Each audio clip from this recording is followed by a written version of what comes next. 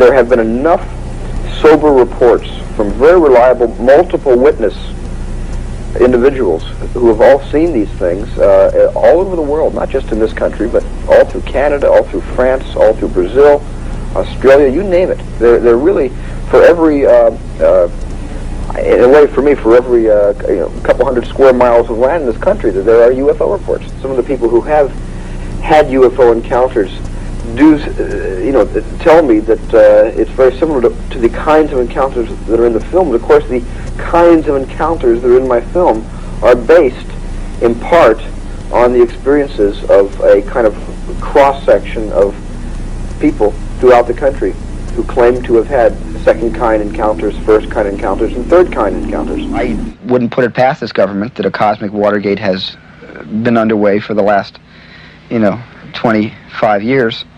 At the same time, I don't think it's, I think as we're growing up, or from the government's point of view, I think we've been adults for hundreds of years, but from the government's point of view, we're still growing up, and eventually they might want to tell us something about what they've discovered over the decades. There is a rumor that was in U.S. News and World Report a number of months ago that Jimmy Carter might make some unsettling disclosures about the UFO phenomena sometime in December. It's perfect timing. I opened my movie in December, so it's perfect timing. President Carter reported a UFO sighting twice. Twice, yeah. Has he seen the picture? Last Saturday.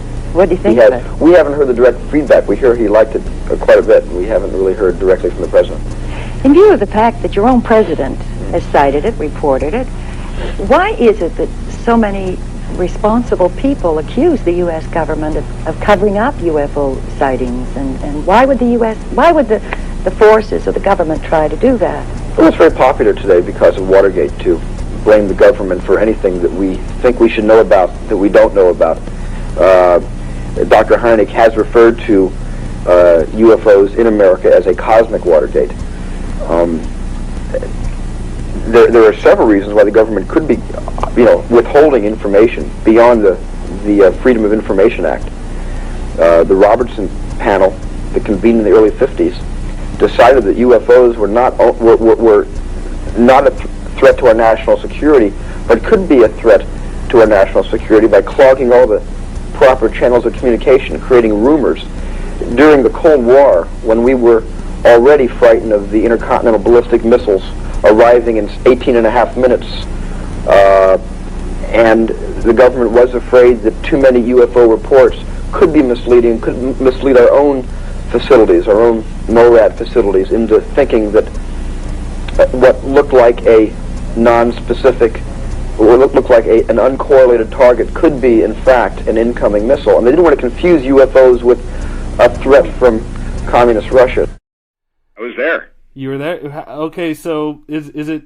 The story that I heard was that when Reagan saw it, he started talking about how close to reality it was, and he was quickly ushered out of the room. Is that true? No, he wasn't ushered out of the room. He was the President of the United States.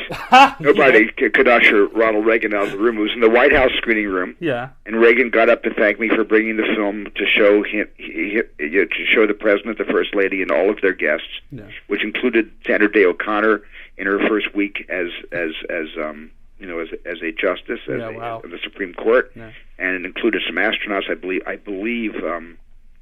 I think Neil Armstrong was there. I'm not 100% certain. But it was an amazing evening, and he just stood up and he looked around the room almost like he was doing a head count, and he said, "I want to thank you for bringing E.T. to the White House. We really enjoyed your movie." And then he looked around the room and he said, "And there are a number of people in this room who know that everything on that screen is absolutely true." And he said it without smiling.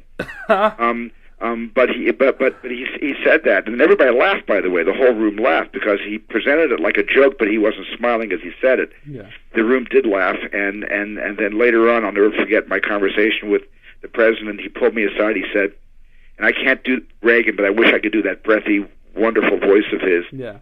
And Nancy Reagan was standing right next to him, and the president said to me, "There's only one. I only have one criticism about your movie." And I said, "What's that?" He said, "How long were the end credits?" And I said, "Oh, I don't know, maybe 3.5 minutes." He said, in my day, when I was an actor, our end credits were maybe 15 seconds long. He said, why don't you let everybody get a credit, 3.5, 4 minutes, that's fine, but only show that inside the industry. But throughout the rest of the country, reduce your credits to 15 seconds at the end. And Nancy Reagan turned to him and said, oh, Ronnie, they can't do that. You know that. And he went, oh, yes, I suppose. That's awesome. That was the extent of my conversation about that. That was the only criticism. He felt the end credits were too long.